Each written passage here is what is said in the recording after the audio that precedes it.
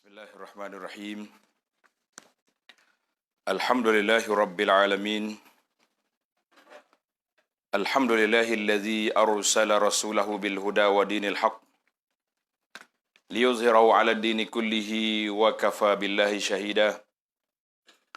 Ashhadu an la ilaha illallah wahdahu la syarika lah wa ashhadu anna Muhammadan 'abduhu wa rasuluh. Allahumma salli wa sallim wa barik ala 'abdika wa rasulika Muhammad wa ala alihi wa sahbihi wa man sar ala nahjihi wa ihtada bihadihi wa istanna bisunnati ila yaumiddin, amma ba'd. Yang dihormati pengacara majelis,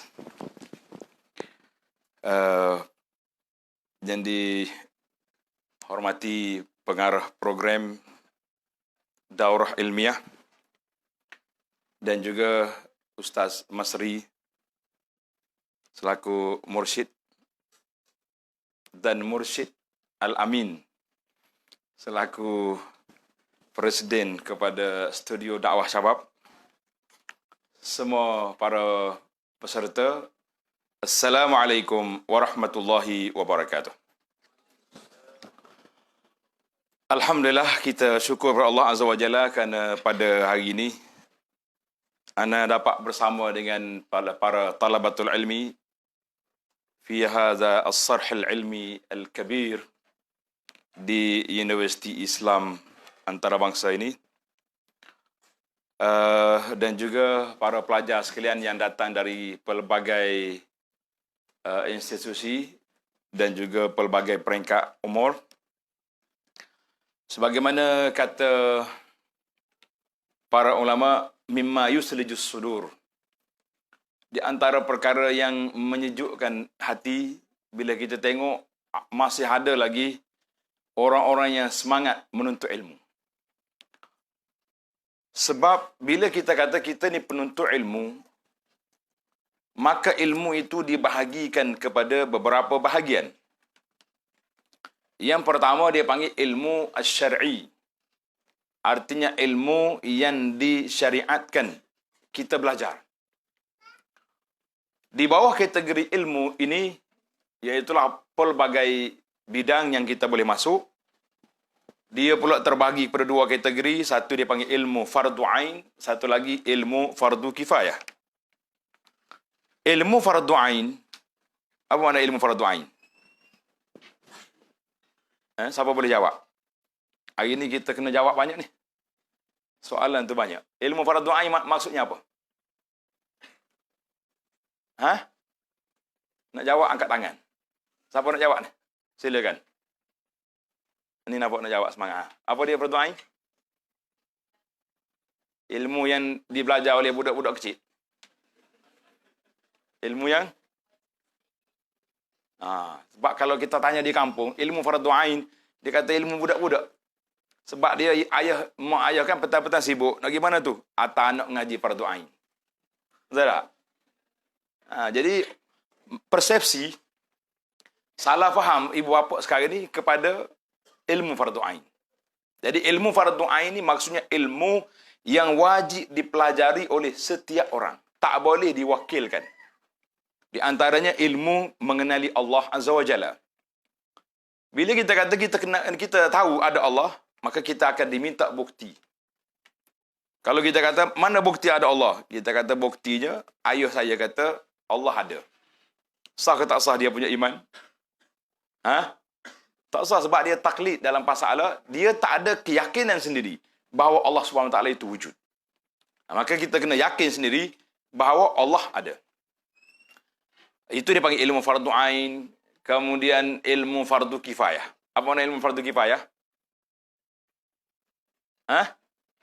Ilmu fardu kifayah apa makna? Kita bagi zon lah. 1, 2, 3, 4. Zon 2 jawab. Fardu kifayah. Ada hadiah. Masya Allah. Ini. Hadiah pula, budak baru masuk you penganjur bagi hadiah suruh kahwin. Macam mana? Ini bercanggah dengan tajuk kita belajar gini. Tak apa. Yang pentingnya persiapan. Semua kita nak kahwin, insya-Allah taala kan. Kata nak? Nak kata nak? Jawab dah. Pasal ada saja pelajaran dulu dalam kelas kita kata, insya-Allah aku doakan kau dapat suami yang baik. Oh, tak nak dia kata astagfirullah, tarik balik. Kalau kamu tua nanti jangan marah aku. Sebab bila kita doakan dia kata tak nak. Lah, khata'. Kita kata amin. Cuma masa tu belum sampai lagi. Kan? Tapi asasnya kena ada. Bila orang doa benda-benda baik, amin je. Jangan doa tak baik. Saya nak doa lebih-lebih kat Masri pun takut terbang kerusi mari pula.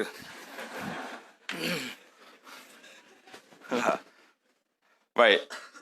Jadi ilmu fardu kifayah, ya. Ni lorong kedua. Zon kedua. Ilmu fardu kifayah apa makna? Kalau tak jawab ni aku hantar balik ke pasti. Sila. Zon 3. Silakan.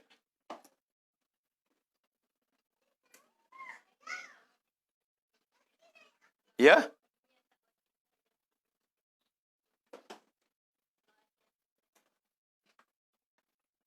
Dia boleh je ayat dia panggil ayat positif, ayat negatif. Ilmu yang wajib dipelajari oleh sebahagian orang. Boleh. Tapi dia guna ayat ilmu yang tak wajib dipelajari oleh semua orang. Betul juga tu. Tapi kurang sikit. Nanti dulu. Baik. Ilmu yang ketiga, iaitu ilmu yang tidak syar'i. Dia panggil ilmu yang diharamkan kita belajar. Apa ilmu apa? Ni, kumpulan 3 nak jawab. Sebab anda duk perhati tengok, sekarang ni orang ada salah faham. Bila kita kata kita ni, saya ni tak belajar Islam. Dia tak belajar Islam. Sebab dia belajar fakulti ekonomi. Pasal saya ni belajar engineering. Saya tak belajar Islamik punya. Kita kata siapa dia pisahkan engineer tu dengan Islam? Siapa pisah? Kalau kita pergi di pusat sains negara, di sana terdapat tokoh-tokoh saintis Muslim yang begitu hebat. Apa nama dia contoh? Siapa? Oh, lagu mana? Ni nama pun tak ada sebut ni.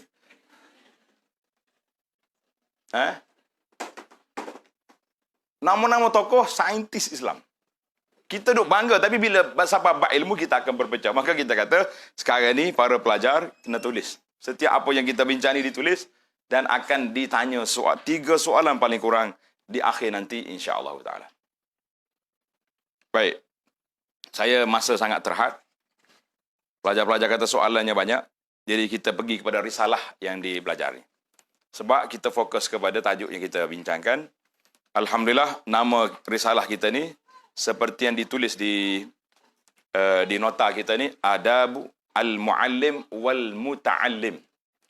Adab pelajar, guru dan juga pelajar. Dia dua-dua tu kena beradab. Guru pun tak boleh kata ke pelajar, kamu tak ada adab, kan?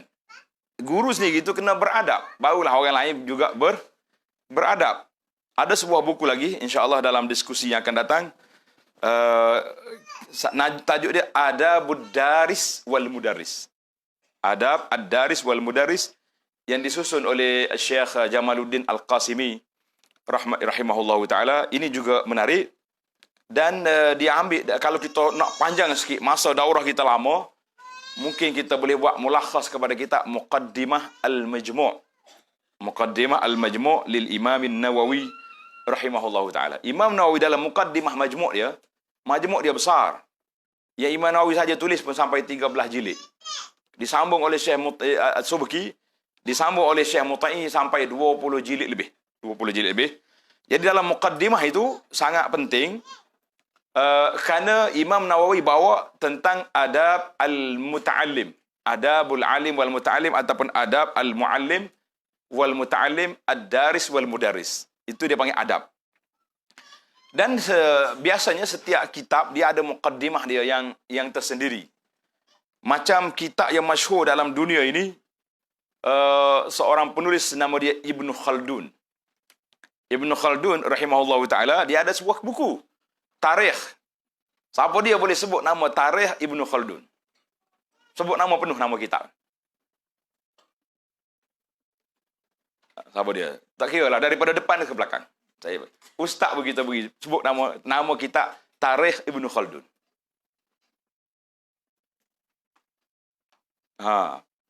Pelik nama dia. Kalau boleh sebut dia memang kemah. Tapi yang masyhurnya Muqaddimah. Muqaddimah Ibnu Khaldun. Muqaddimah pada tarikh. Kitab dia tu jarang orang baca. Kitab Ibnu Khaldun, dia punya tarikh. Baik. Dalam risalah kita ni, Masya Allah, Tabarakallah, kita tengok. Risalah ini Ad-Daris Al-Adabul Muallim wal Muta'allim yang ditulis oleh Syekh, tengok biodata dia, Syekh Abdul Rahman bin Nasir As-Sa'di. Rahimahullah Ta'ala, beliau dilahirkan di Bandar Uyainah, nama dia. Uyainah ni daerah Al-Qasim. Dengan Qaf, Al-Qasim. Di Qasim ni di Arab Saudi, lebih kurang jarak dia daripada Madinah 500 kilo. 500 kilometer dengan kereta. Kalau kita pergi. Dan dia masyhur lah. Kita pun tidak nak belajar nama orang. Jadi kita pergi kepada teks Matan Ar-Risalah. Bismillahirrahmanirrahim. Risalah ini dipetik daripada kitab dia. Kitab dia yang besar. Apa nama kitab belakang tu? Nurul Basair. Wal Albab fi Ahkamil Ibadati wal Muamalati wal Huquqi wal Adab. Jadi Ibnu Sa'di. Biasa orang Arab ni kalau disebut Sa'di tu dia sebut Ibnu As-Sa'di. Ibnu As-Sa'di. Jadi Ibnu Sa'di ni dia banyak mu'allafat dia. Dia di antara seorang ulama yang banyak menulis buku-buku. Tengok dalam senarai kita muka surat 9. Di antara kitab yang masyhur dia panggil Taisir Al-Karimir Rahman fi Tafsir Al-Kalamil Mannan. Ini tafsir satu jilid tapi masyhur. Kemudian Bahjatul Qulub wal Al-Abrar. Jadi banyaklah mu'allafat dia di antara ulama yang rajin menulis. Cuma kita masuk pada fokus tajuk kita pada sini, iaitulah Bismillahirrahmanirrahim. Nubzatun yasiratun min adabil muallimi wal muta'allim. Kita tengok. Yang Arab pun ada, yang Melayu pun ada. Tu boleh tengok dua-dua lah.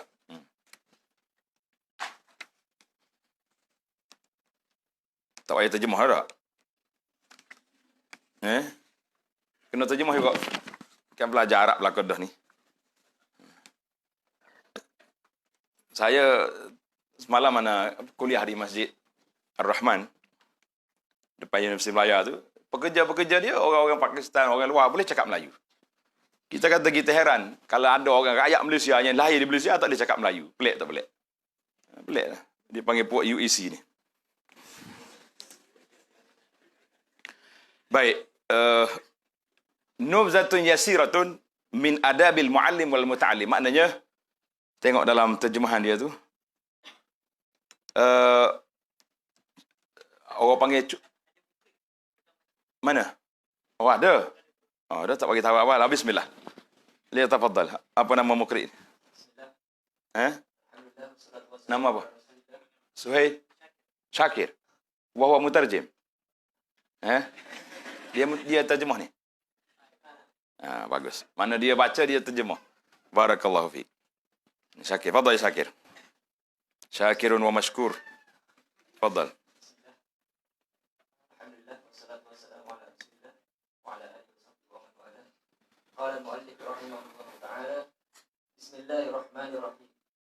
Nubdatun yasira min adabil muallim wal muta'allim. يتعين على أهل العلم على وجه الخصوص أن يجعلوا أساس أمرهم في تعلمهم وتعليمهم الإخلاص الكامل والتقرب إلى الله بهذه العبادة التي هي أجل العبادات وأفضلها ويتفقدوا هذا الأصل في كل دقيق وجليل من أمورهم فإن درسوا أو بحثوا أو ناظروا أو أسمعوا أو استمعوا أو جلسوا مجلس علم أو نقلوا أقدامهم لمجالس علم أو كتبوا أو حفظوا أو كرروا دروسهم الخاصة أو راجعوا عليها أو على غيرها الكتب الأخرى أو اشتروا كتبا أو ما يعين على العلم كانوا في ذلك كله محتسبين ليتحققوا بقوله صلى الله عليه وسلم من سلك طريقا يلتمس فيه علما سهل الله له به طريقا إلى الجنة فكل طريق حسي أو معنوي يسلكه الإنسان في سبيل العلم فإنه داخل في هذا الحديث. Baik. Barakallahu fiik. Jadi yang pertama sekali, nubzatun yasiratun dengan makna secebis. Ada guru dan penuntut ilmu. Guru dengan pelajar. Maknanya kita ada beberapa adab yang ringkas. Adab yang ringkas. Yang pertama sekali, yata'ayyan. Tengok. Hendaklah bagi ahli ilmu secara khusus. Kita baca terjemah lah dari baca Arab dah ni. Menjadikan asas pembelajaran dan pengajaran mereka, yang pertama sekali, al-ikhlasul kamil. Mana ikhlas yang sempurna. Masya Allah, tabarakallah. Tulis. Yang pertama, syarat yang pertama, pelajar dan guru, apa dia syarat dia? Ikhlas. Itu nombor satu. Yang sempurna dan tujuannya. Tengok. Tujuan dia, at-taqarrub ilallah. Untuk mendekatkan diri kepada Allah Ta'ala dengan ibadat ini. Pasal itulah ulama mengatakan min ajalli al-ibadah. Mana ajalli maknanya di antara ibadat yang tertinggi. Wal qurbat al-afdal qurbat. Dalam muqaddimah Imam Nawawi dia sebut di antara ibadat yang paling besar kan merupakan sebaik-baik, yang mana ibadat ini, ibadat menuntut ilmu ini merupakan sebaik-baik dan sebesar-besar ibadah. Pasal tu, bila dia terlibat dengan ibadat, maka kita kena letak ikhlas. Kena letak al-ikhlasu lillahi ta'ala. Kemudian, وَيَتَفَقَّدُونَ. Mereka hendaklah mengambil berat terhadap asas ini. Asas mana? Asas al-ikhlas ini, fi kulli daqiqin wa jalilin min umurihim. Dalam, pada setiap detik perbuatan mereka. Daqiq wa jalil. Maknanya, yang kecil dan yang besar. Yang besar, dalam perbuatan kita, kita kena letak keikhlasan. Sebab kadang-kadang kita ni mudah tersasar daripada matlamat asal kita belajar. Matlamat asal kita belajar. Kemudian, kata dia, fa'in darasu au darasu. Boleh jadi dia nakal daripada kalam orang kali. Sebab ada kurungnya situ. Ke pentahqiq tak kata apa situ. Fa'in darasu au darasu. Apa beza dua tu? Sekiranya mereka belajar atau saling belajar. Au bahasu au nazaru. Mengkaji ataupun berbahas sesama-sama mereka. Ini kalau ambil satu ni, buka ni. Manja ni 2 hari tak habis ni. Sebab anda tengok dalam video hok Arab, dalam 5 siri, 6 siri kuliah. 1 jam, mana 6 jam kita ada sini. Boleh tunggu sampai maghrib. Ya. Baiklah, ana suka baca Arab terjemahan gitu, tapi memandangkan masa tak cukup, kita ambil ringkas dah. Sekiranya mereka mengkaji, berbahas sama mereka, memperdengarkan, mendengar, duduk di majlis ilmu, menghadirinya, menulis, menghafal, mengulang kaji pelajaran, merujuk, membeli buku atau apa-apa sumber ilmu pengetahuan, mereka akan melakukan semua itu dalam keadaan mengharapkan ganjaran daripada Allah Azza wa Jalla. Naknya, tajuk dianya, kita beli buku, kita post take nota, kita buat nota, kita mengharapkan apa? Pahala daripada Allah Azza wa Jalla. Tulis yang kedua, al-ihtisab. Yang pertama tadi ikhlas. Ikhlas, ini poin yang kita nak ni. Yang pertama ikhlas. Yang keduanya kita niat at-taqarrub ila Allah Azza wa Jalla. Yang ketiga dia panggil al-ihtisab. Mana semua yang kita buat, berjalan daripada mahallah, daripada sakan kita ke kuliah. Berapa minit jalan? 25 minit. Jauhnya jalan. Kalau kamu sambil-sambil duduk berjalan, duduk ngepek, alah, ngaji juain sakit lutut lah. Boleh pahala ke tidak? Tapi kalau kita niat berjalan, nak pergi kuliah dan kerana nak menuntut ilmu, boleh pahala ke tidak? Hadza huwa al-ihtisab. Hadza huwa al-ihtisab. Maknanya, setiap pergerakan yang kita buat, kita mengharapkan pahala daripada Allah Azza wa Jalla. InsyaAllah tak akan rugi.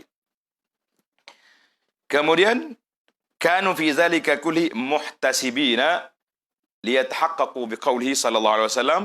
Mereka buat atau mengharapkan pahala berdasarkan kepada hadis Nabi sallallahu alaihi wasallam, man salaka tariqan yaltamisu fi ilma sahalallahu lahu bihi tariqan ilal jannah. Sesiapa yang menempuh satu jalan untuk mencapai ilmu padanya. Salaka di sini dengan makna berjalan. Maknanya 25 minit tadi kita berjalan, boleh pahala tak berjalan? Tu kalau pergi dekat, kalau kita pergi ceramah jauh-jauh lagi banyak pahala kan? Itu tak kira lagi mari daripada kampung kita. Mari daripada kampung kita berapa jam pula naik kereta? Naik bas, berapa jam? Ada 6 jam, ada 8 jam tak? Ada berjam-jam naik kan? Kira apa lagi? Siapa yang menempuh satu jalan untuk mencari ilmu padanya, Allah akan memudahkan baginya satu jalan ke syurga. Hadis ini diriwayat oleh Imam Muslim. Kata Tuan Syekh, fa kullu tariqin hissi aw ma'nawi. Tengok. Tanda situ.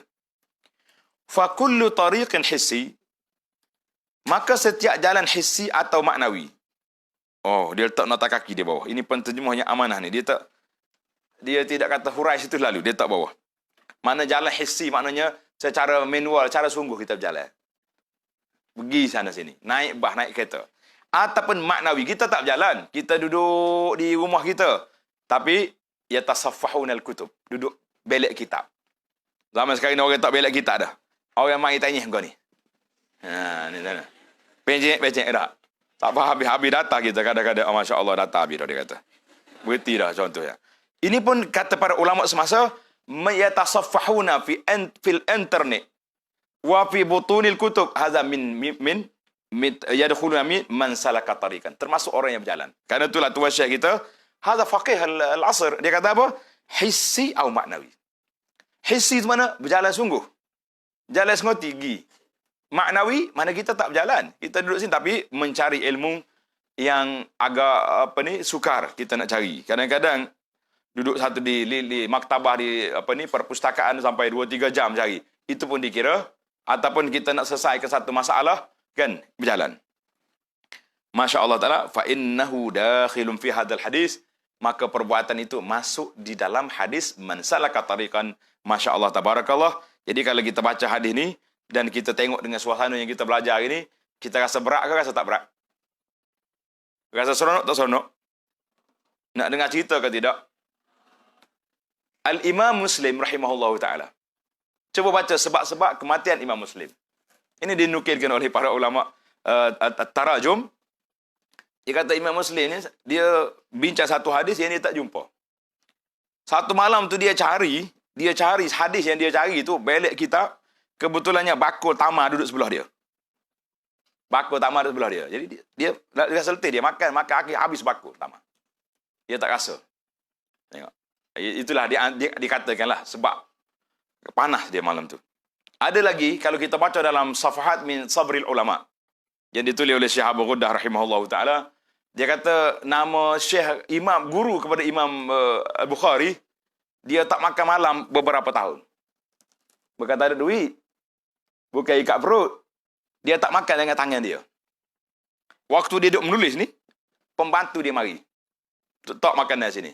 Kawan tu mengantuk nak tidur. Lambat Tok Syekh ni. Dia pun suap makan. Bismillah makan. Makan saya makan. Bismillah.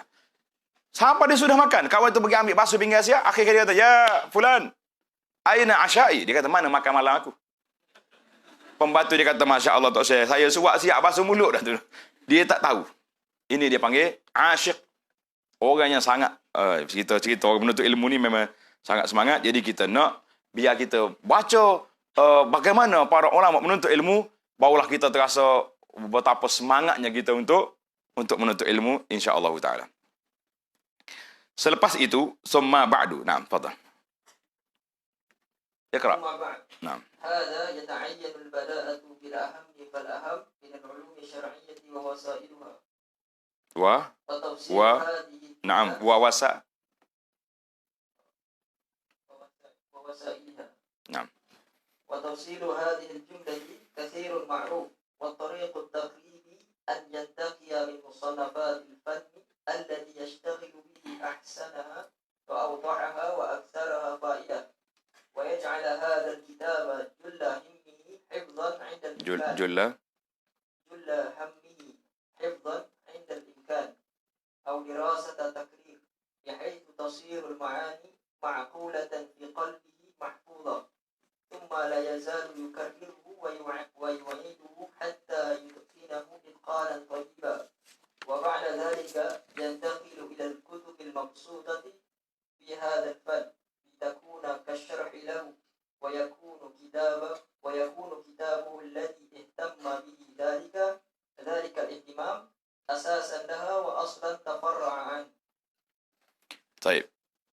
Jadi seterusnya kata Tuan Syekh, selepas itu, semua ba'da hadza, ba'da setelah kita dalam muqaddimah kita ikhlas, at-taqarrub wal ihtisab, kan?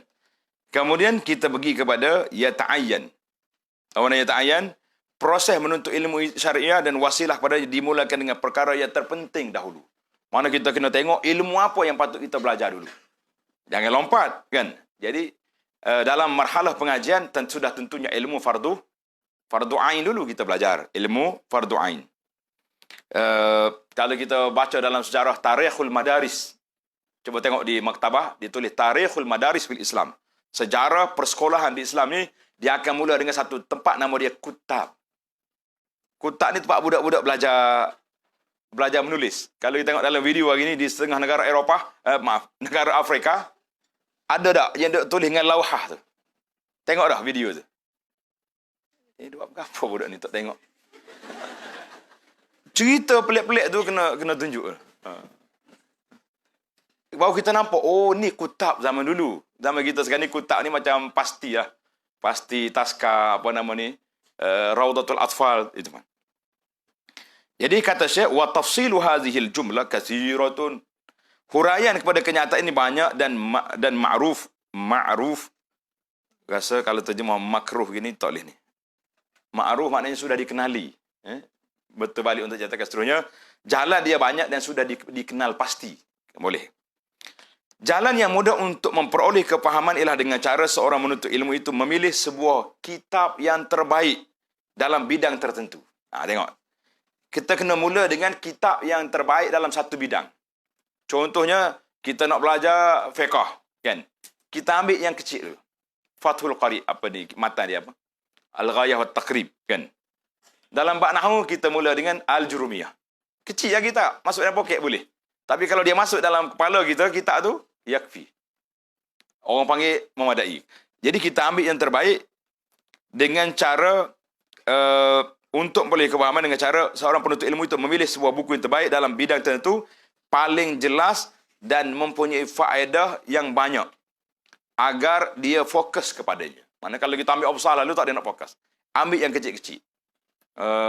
Kalau dalam fiqh kita Syafi'i ini, di Malaysia ni lebih popular dengan kitab Fathul Qarib. Sedangkan Fathul Qarib itu banyak yang tak muktamad di dalam dia. Dia pun kritik juga Imam Abi Suja. Ana lebih suka untuk zaman kita ini kita kembali kepada yang lebih turas, iaitulah kitab Imam Nawawi punya tu, Minhajut Talibin. Tulis itu di antara kitab fiqh yang terbaik. Untuk kita jadikan sebagai tag permulaan kita, iaitulah kitab Minhajut Talibin. Minhajut Talibin untuk peringkat ni lah, peringkat menengah, peringkat atas ni. Kalau mereka anak-anak di pasti tu, buku pasti tu cukup dah tu. Mana kita ambil fokus kita ni, baru kita tahu bagaimana uslubun Nawawi, kaifa uslub Imam Nawawi dia punya cara olahan. Kemudian Imam Nawawi ni manhaj dia, kitab minhaj dia tu menjadi kitab asas dalam fiqh mazhab Syafi'i. Banyak sekali syuruh kitab-kitab yang akan mensyarahkan kitab tersebut. Kalau nahwu senanglah kita ambil Jarmiyah, kita kata qatrun nada wa ballus sada, kan. Menarik kitab.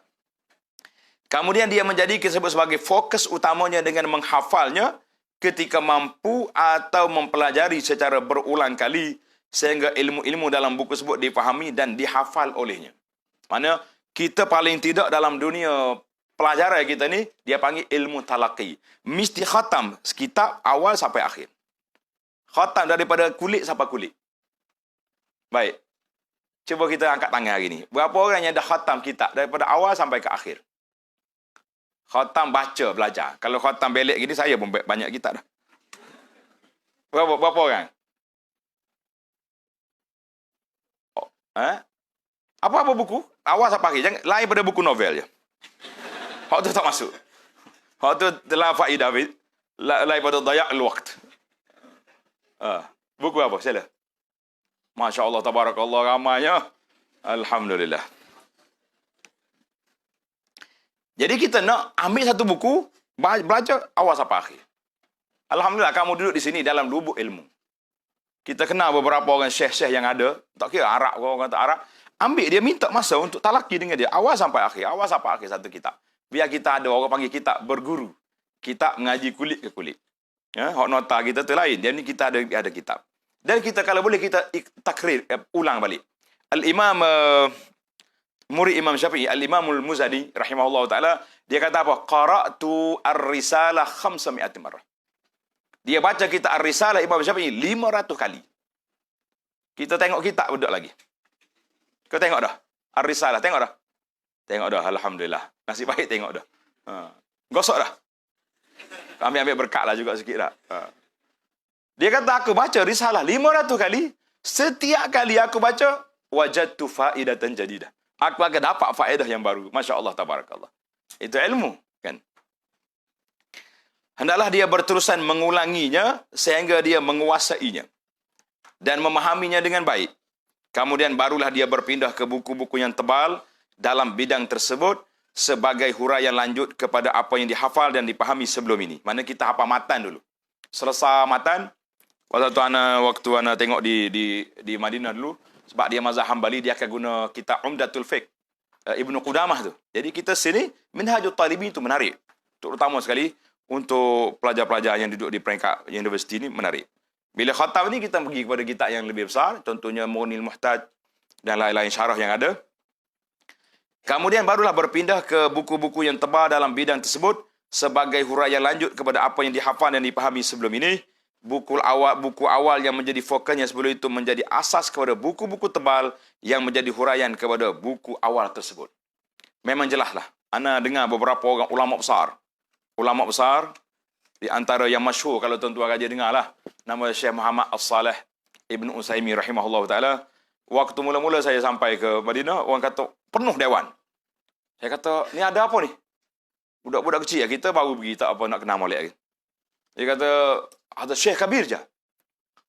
Penuh dia punya masjid. Kata Syekh Kabir setara mana, kita pun pergi duduk depan. Nak dengar ni. Nak kenal Syekh Kabir ni. Masuk tuan kecil je. Masya Allah saja. Lebih kurang Masri ya kali. Dia tidak besar sangat. Kecil. Orang tuan je kecil. Masya Allah. Kabirul ilm. Saghirul jismi. Kita ni kabirul jisim. Saghirul ilmi. Itu jadi masalah kita. Dia ana dengar dia kata allazi takallamna hunal yaum, apa yang kita bercakap di sini hari ini, mimma nahfazuhu fis sighar, ilmu yang asas yang kita hafal waktu kita kecil dulu. Masya-Allah tabarakallah. Hadza kibar ulama. Ulama al-ummah. Tapi bila dia bercakap tentang ilmu, dia kata aku bercakap di sini hari ini apa yang aku hafal waktu aku budak dulu. Maknanya ilmu itu tak jauh. Asas dia duduk kat situ, cuma huraian tu, syarah tu barulah dia pergi jauh. Baik, tafadhal adabul muallim. Iqra.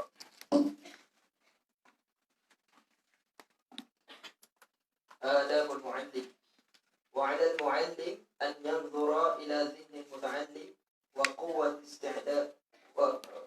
وقوة استعداده أو ضعفه فلا يدعه يشتغل بكتاب لا يناسب حاله فإن القليل الذي يفهمه وينتفع به خير من الكثير الذي هو عرضة لنسيان معناه ولفظه. Baik. Adab guru.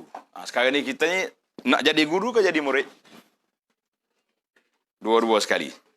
Sebab kita kena belajar adab. Lepas jadi murid, kita akan jadi guru. Kamu marhalah murid yang guru ni sekejap ya. Nah, ni tahun berapa dah sekarang ni?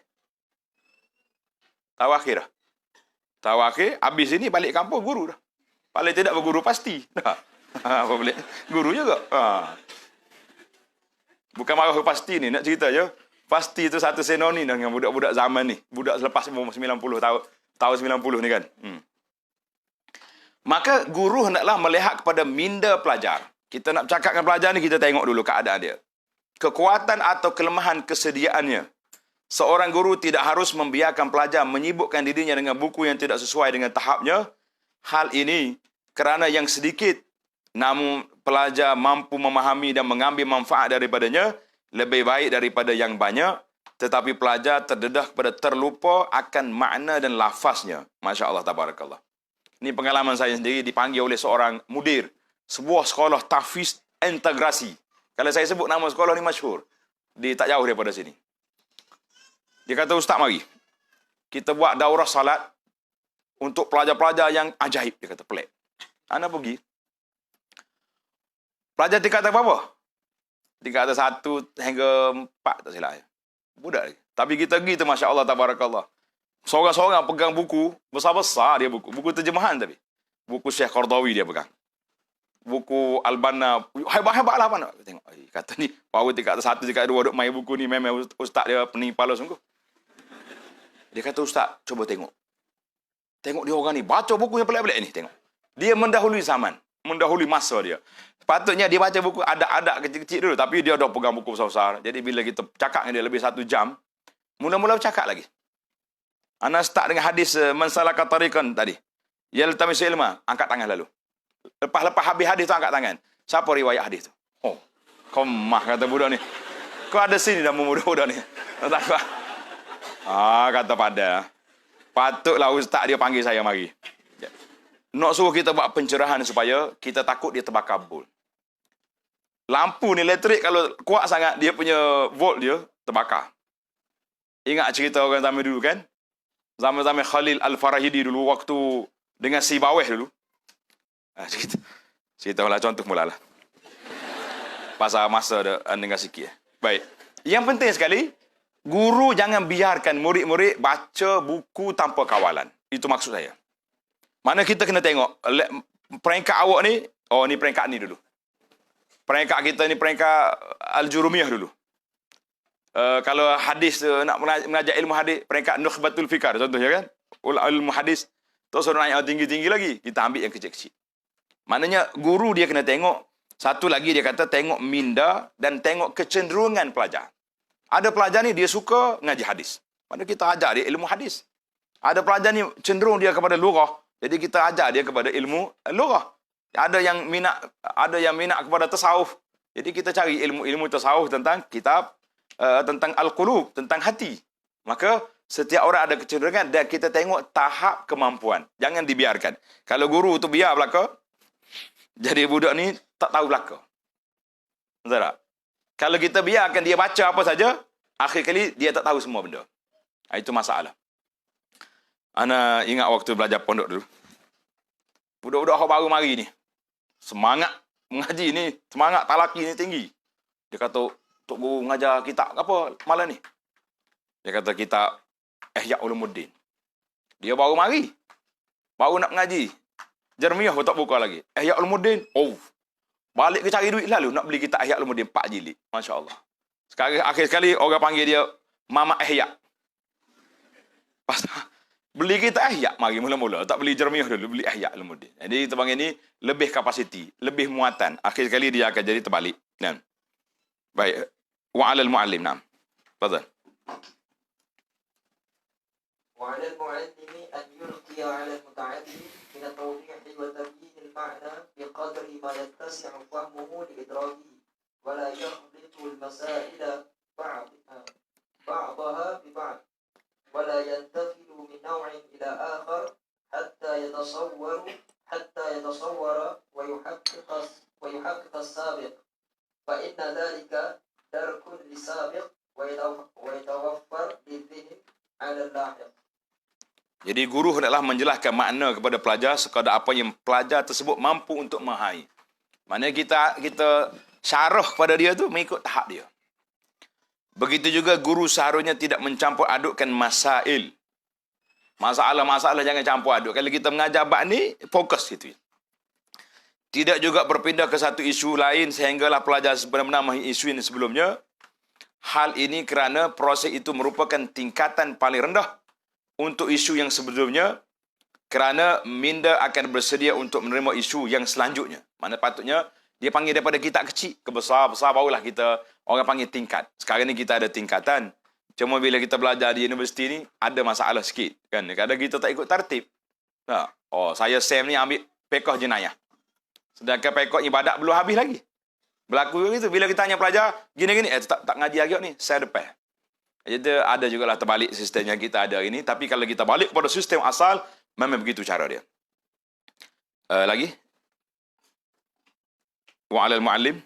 وعلى المعلم النصح للمتعلم وترغيبه في كل ما يقدر عليه وأن يصبر على عدم إدراكه أو سوء أدبه مع ملاحظته في كل ما يقومه ويحسن أدبه لأن المتعلم له حق على المعلم حيث أقبل على العلم الذي ينفعه وينفع الناس وحيث كان ما يحمله عن معلمه هو عين بضاعة المعلم يحفظها وينميها ويطلب بها المكاسب الرابحة وهو الولد الحقيقي للمعلم الوارث له فالمعلم مثاب على نفس تعليمه سواء فهم أو لم يفهم فإن فهم وأدرك كان أجرا جاريا للمعلم ما دام ذلك النفع متسلسلا وهذه تجارة عظيمة لمثلها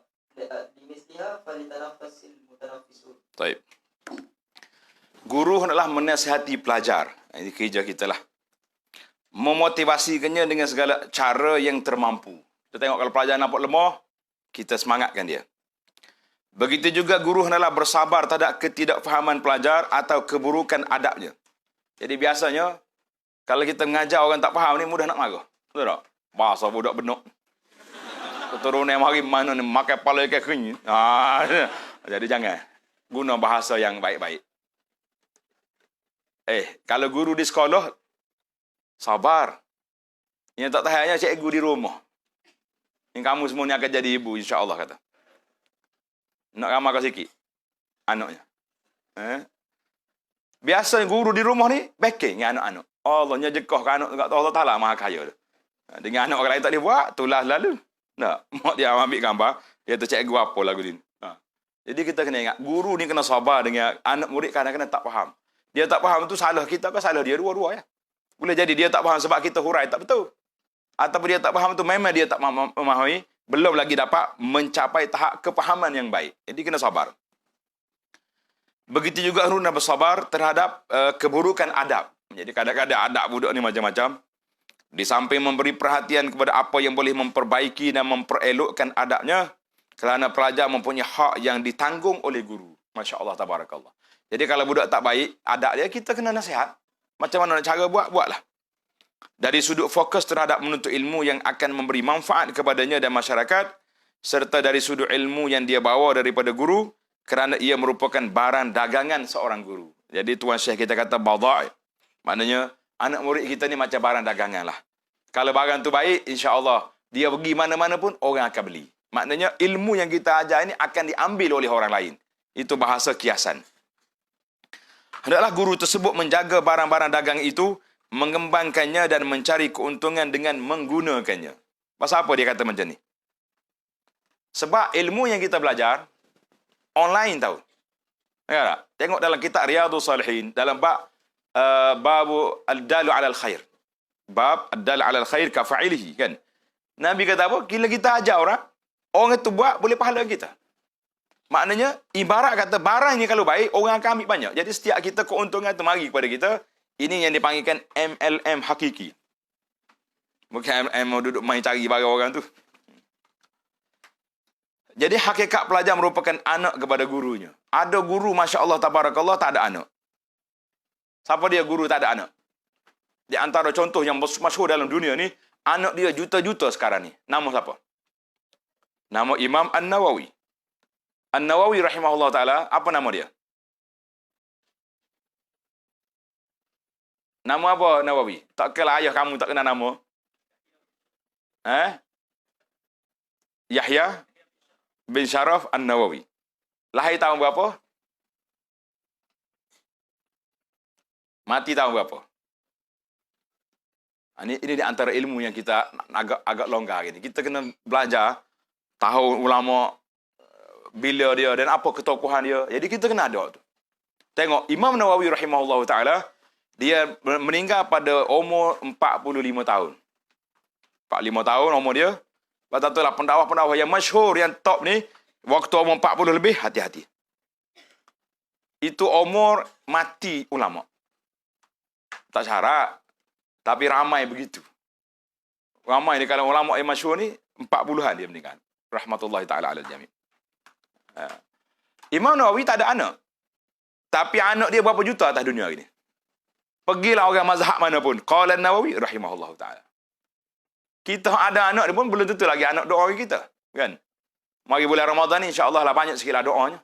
Moga timbul syarikat swasta banyak hari ni kan. Kau tak tahu syarikat swasta.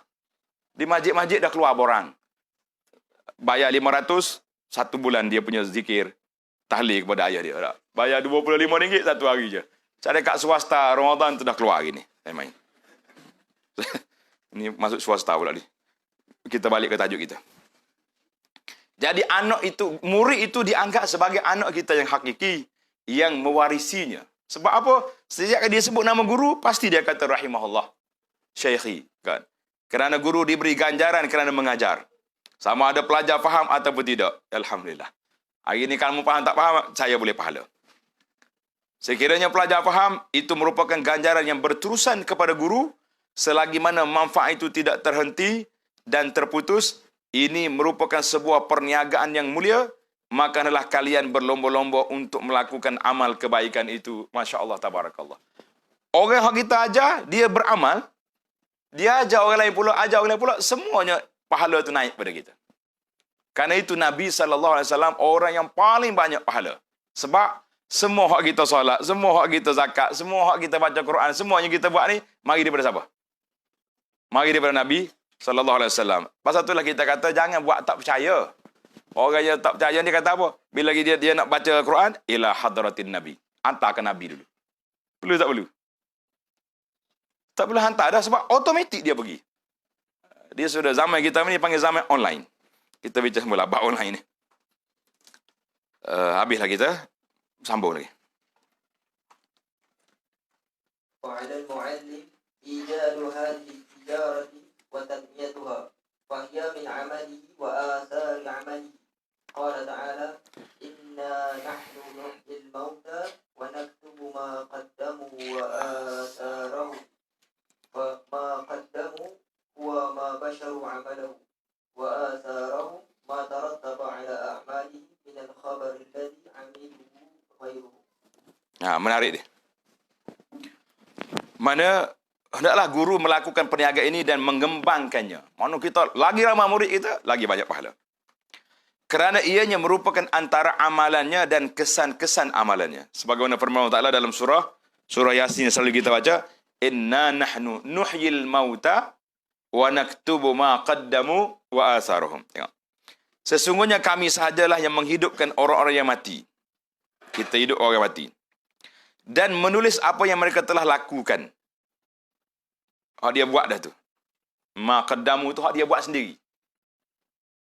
Wa asaruhum, dan kami juga menulis peninggalan-peninggalan hasil daripada perbuatan mereka. Maka kata ulama tafsir kata apa? Maka apa yang mereka telah lakukan itu, ma qaddamu ialah apa yang mereka sendiri lakukan. Mana hak kita buat waktu kita hidup. Wa asaruhum, peninggalan itu hasil perbuatan mereka ialah kebaikan yang dilakukan olehnya atau oleh orang lain yang merupakan natijah daripada amalan mereka. Maknanya, walaupun kita sudah mati, tapi pahala dia tak mati. Tulis kata-kata ni. Bahagialah manusia yang mati, tapi pahalanya tak mati. Sebaliknya, celakalah manusia yang sudah mati, tapi dosanya tak mati. Ada ke tak ada? Orang yang mencipta benda-benda yang tak baik, benda-benda mungkar dan maksiat, kalau dia mati pun, orang nak buat benda tu, masih lagi online. Dosa pergi dengan dia. Berat ke tak berat? Pasal itulah kita kalau nak buat benda-benda, biarlah kita tinggal, walaupun kita sudah mati, tapi pahalanya tak mati. Bahagia kita. Yang celakanya manusia, dia mati, pahala dosa pula tak mati. Kalau dosa mati sekali dengan dia, habislah tempoh kan. Sekarang ni tak mati. Sebab itulah kita kena hati-hati kalau kita nak menulis. Nak tulis letak di Facebook apa ni, walaupun kita dah padamkan dengan page kita tapi orang dah strike dah. Dia berjalan lagi benda tu. Masya Allah, tabarakallah. Habislah kita bab muallim ataupun mudarris. Sekarang ni kita berpindah kepada kategori yang kedua, iaitu adab al-muta'allim. Adab murid pula. Adab para pelajar pula. Fadal. آداب المتعلم وعلى المتعلم أن يوقر معلمه ويتأدب معه بما له من الحق العلمي من الحق العلم والخاص العام والخاص. أما العام فإن معلم الخير قد استعد وباشر نفع الخلق، فوجب حقه عليه بكونه يعلمه ما جهلوا ويرشده إلى كل خير ويحذره من كل شر ويحصل به من نشر العلم والدين، وتسلسل ذلك النفع بالموجودين وفي من يأتي من بعده، وهذا النفع ليس له نظير من الإحسان. Baik. Sekarang ini kita berpindah kepada adab pelajar, penuntut ilmu. Yang pertama sekali, pelajar adalah menghormati gurunya. Tanda itu. Letak nombor 1. Pelajar menghormati guru. Yang kedua, beradab dengan guru kita.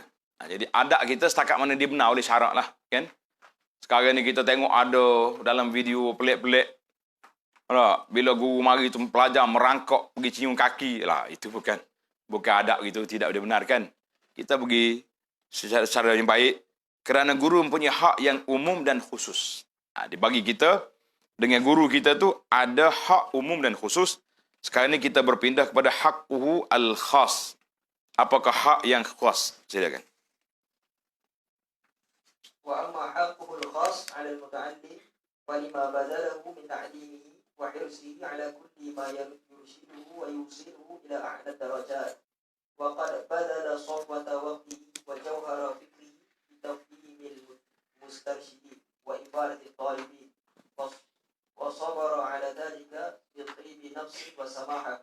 وإذا كانت الهداية الدنيوية والإحسان الدنيوي يوجب لصاحبه حقا كبيرا على من وصل إليه إحسانه، فما الظن بهدايا العلوم النافعة الكثيرة الباقي نفعها العظيم وقوعها. Terus. وليجلس بين يديه متأدبا ويظهر غاية حاجته إلى علمه ويكثر من الدعاء له حاضرا وغائبا، وإذا أتحفه بفائدة غريبة فليصغي إليه إصغاء المضطر إلى عقلها والانتفاع بها. إذا أخطأ المعلم في شيء فلينبهه برفق ولطف بحسب المقام، ولا يقول له أخطأت أو ليس الأمر كما قلت، بل يأتي بعبارة لطيفة يدرك بها المعلم خطأه من دون تشويش، فإن هذه من الحقوق اللازمة وهو أدعى إلى الوصول إلى الصواب. Baik. Jadi sekarang ni kita ada hak guru kita ada dua. Yang pertama sekali umum. Insan yang mengajarkan kebaikan telah pun mempersiapkan dirinya untuk memberi manfaat kepada makhluk. Masya Allah, tabarakallah. Betul tak? Kita nak jadi guru di mana kita nak beri manfaat kepada orang lain. Oleh itu hak guru telah sabit dan ditanggung oleh para pelajar disebabkan guru tersebut mengajarkan apa yang mereka tidak tahu. Membimbing mereka ke arah setiap kebaikan. Memberi peringatan kepada mereka agar tidak terjerumus dalam kejahatan. Menyebarkan ilmu dan agama. Masya Allah, tabarakallah. Jadi ini kerja, siapa dia? Kerja tuan-tuan guru kita. Manfaat itu berterusan kepada insan yang hidup dan yang datang selepas mereka. Perbuatan yang memberi manfaat ini tidak ada bandingannya dengan kebajikan yang lain. Manfaat lain itu kita bagi manfaat makan itu kebajikan. Tapi manfaat ilmu itu berterusan. Maka hak dia yang khas pula apa dia? Tengok. Adapun hak yang khusus yang ditanggung oleh pelajar, ia disebabkan gurunya telah berusaha mengajarnya. Prihatin terhadap segala perkara yang membimbing dan yang membimbingnya. Prihatin terhadap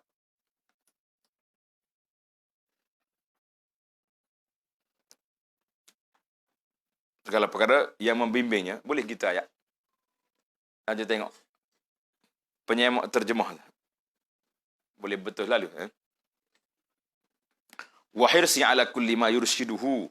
Dia ni perhatian terhadap benda-benda yang boleh memberi bimbingan kepadanya. Rasa lebih boleh betul sikit ayat. Dan membawanya kepada darjat yang tinggi. Mana kerja guru ni nak angkat darjat. Kadang-kadang anak murid ni, habis sekolah ya, lebih tinggi daripada ustaz dah, dia punya darjat. Gurunya telah pun memberikan yang terbaik demi memahamkan orang-orang yang meminta bimbingan dan memberi manfaat kepada orang-orang yang menuntut ilmu serta sabar menanggungnya dengan rela hati lagi toleransi. Sekiranya bimbingan itu ialah bimbingan dan kebaikan yang bersifat duniawi, ianya mewajibkan pelaku tersebut mempunyai hak yang besar yang ditanggung oleh orang yang diberikan kebaikan tersebut. Mana kalau kita boleh hak duniawi pun kita kena syukur kan. Kalau begitu keadaannya, apalagi bimbingan tersebut terhadap ilmu-ilmu yang banyak dan kekal manfaatnya, bagi sampai ke syurga, pastilah kesannya lebih besar. Pastinya lebih besar. Mana kalau kita hak dunia mahdah pun, besar ada kelebihan. Betul tak? Kenapa awak boleh jadi doktor? Sebab ada pembimbing. Kenapa boleh jadi engineer? Sebab ada pembimbing. Tapi kalau kita kata, kenapa? Sebab sampai ke syurga, lagi besar pahala. Betul tak? Penuntut ilmu naklah duduk di hadapan gurunya dengan beradab. Di antara beradabnya, kalau kita nak pergi mengaji, duduk molek-molek. Sekarang ni saya tak tahu beradab ke tidak. Orang duduk paling jauh sekali. Bukan dalam masjid kita contohnya. Kosong lagi depan. Tapi hak wujud dunia ni ada juga manusia. Dan gelap pula tu. Nak kata apa tak? Dia duduk berapa situ. Letih main adab sekarang ni. Puas dah kita baca hadis Jibril AS kan. Mari duduk dekat Nabi. Berlaga lutut dia dengan lutut Nabi SAW. Tak jadi juga. Baca hadis pun tak mari dekat juga dia. Ini benar kita. Dan di antara adab kitanya, kalau guru cakap, kita kena bagi tumpuan. Bagi tumpuan. Sebab dia nak bercakap tu, dia study dulu. Kadang-kadang 2-3 kitab dia baca. Tiba-tiba kita buat tak tahu. Ya. Kalau kita tahu, buat tak tahu. Pasal itulah saya suka tanya, dengar dah cerita ni? Anak murid kata dengar dah, tak jawab dah kita. Tapi pelajar pun pandai juga dia, tak dengar lagi dia. Kalau tanya, baru ni aku cerita dah kan? Tempat lain, atas sini tak dengar lagi. Betul juga tak? Yang pentingnya, kita kena tunjuk ni, tengok ni. Dan banyak mendoakan kebaikan bagi gurunya ketika gurunya bersama ataupun tidak. Ni kalau bersama kita doa kuat nak puji dia tu. Waktu guru tak ada, tak doa pun. Jadi yang waktu tak ada tu lebih banyak lagi kita kena doakan. Apabila gurunya menyampaikan suatu faedah yang ganjil, dia kata faedah yang agak dia baru tahulah, contohnya menarik, maka hendaklah mendengarnya dengan teliti. Seperti telitinya orang yang terpaksa untuk memahaminya dan mengambil faedah daripadanya. Kalau boleh tulis lalu. Tulis. Apabila gurunya melakukan kesilapan, kita ni manusia kan. Mesti ada silap. Makanlah pelajar mengingatkan gurunya dengan sopan dan lemah lembut berdasarkan situasi. Kalau boleh atas surat ke mesej. Ustaz, silap tu. Ini banyak kita ni silap, benar-benar silap kan. Jangan pula pelajar mengatakan kepadanya, akhta'ta. Bos, salah tu. Jangan nak main bos gitu tak. Jadi kita cakap, ataupun bukan begitu. Eloknya diberitahu secara senyap-senyap. Ada setengah pelajar ni kalau guru dia salah, dia bukan mari komplain ni. Dia mari, ustaz, saya tak faham masalah ni. Hak ustaz cakap salah dia mari tanya kita, ustaz, boleh tak hurai semula masalah ni? Bila hurai kadang-kadang dia hurai, sama seperti yang dia salah. Ketika itulah kita boleh mencelah. Saya rasa, ustaz, gini kok maksud dia. Sebab tak jelas ni. Ustaz memikir 2 kali, dia kata astaghfirullahalazim jazakallahu khairan 10 kali jazakallahu. Aku salah daripada tadi lagi dia. Dia perasan. Meni murid sendiri, mari nak tegur guru dengan cara baik. Masya-Allah tabarakallah. Tapi kalau kita bangun petai lagi, ini ke seorang tokoh ngaku profesor, ada PhD hadis. Oh, mampu. Sekarang ni punya PhD jangan main. Tak usah ambil lah PhD, buat main demo ya. Tak tahu apa jadi fenomena pula. Kalau kita sama ada, okey juga tak. Dah tak ada, terus duduk cakap orang. Masya Allah, tabarakallah. Baik. Yang pentingnya, adab tu kena ada. Nak tegur cara baik. Jangan kita kata, salah awak ni. Sepatutnya pelajar mengucapkan perkataan yang lemah lembut. Yang membuat gurunya mengetahui akan kesilapannya tanpa berlaku haru biru kerana dia merupakan antara hak gurunya yang perlu dipenuhi. Ianya lebih membawa kepada kebenaran. Anda ingat waktu anda munakashah risalah doktorah. Satu nukilan daripada Imam Nawawi yang anda lukis. Munakish memang hentam sungguh-sungguh atas pentas. Atas pentas dulu bukan macam sebelum ni. 3-4 orang dalam bilik gelap dulu. Kalau kita munakashah, bilik besar gini. Beratus orang tengok. Araknya Melayu ada. Jadi sekali dia hentam kita yakin salah dia. Jadi anda coba nak pertahan. Musyrih kita jeling gini. Dia jeling tengok. Dia kata, arak ni kalau dia buat gini maknanya sabar, tak sudut lawan. Betul sungguh. Bila kita senyap, malulah kita atas pentas. Memang kita dianggap bersalah. Tapi kita ada peluang waktu nak betul balik tesis, kita kena pergi rumah dia.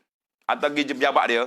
Waktu tu kita buka balik kitab. Bawa kitab Imam Nawawi asli dengan kitab yang dia nukilkan. Syekh, iqra' marratan saniyah. Bila dia baca mula, astaghfirullahalazim. Dia kata aku malu merupai orang. Baru dia rasa. Jadi kita kata al-haqqu, hak tu akhirnya akan tersalah juga. Cuma mungkin kesilapan hari itu yang menyebabkan kita akan jadi malu lah macam kita bersalah dalam nukilan. Tapi itu dia panggil adab. Dia panggil adab.